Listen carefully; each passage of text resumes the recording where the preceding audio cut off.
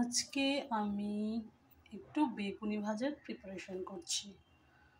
তো বেগুনগুলো গোল গোল করে কেটে নিয়েছি, দেখতেই পাচ্ছেন। এদিকে আমি বেসন মেখেছি, বেসন, জল, নুন, একটু চালের গুঁড়ো দিয়ে বেসনটাকে ভালো করে ফেটিয়ে নিচ্ছি। যত ভালো করে ফেটাতে পারবেন ততই ভালো। এবার আমি কড়াতে তেল দিয়েছি এবং আমার তেল গরম হয়ে গেছে। এবার আমি কাটা বেগুনগুলো বেসনে ডিপ করে ফ্রাই করব।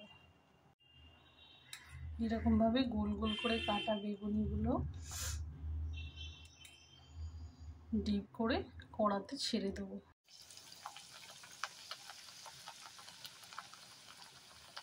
দেখুন, এবার বেগুনিগুলো আমি বেসনের ব্যাটারে ডুবিয়ে সেগুলো কড়াতে ভাজতে দিচ্ছি।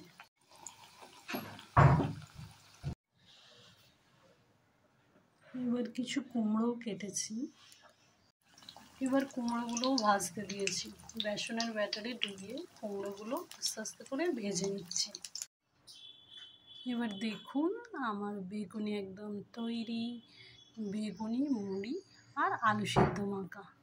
এটা তো বাঙালিদের খুব ফেভারিট একটা টিফিন। তো আপনারাও এরকমভাবে বাড়িতে ট্রাই করবেন। আমার ভিডিওটা যদি ভালো লাগে তো লাইক, সাবস্ক্রাইব করে দেবেন। Thank you for watching.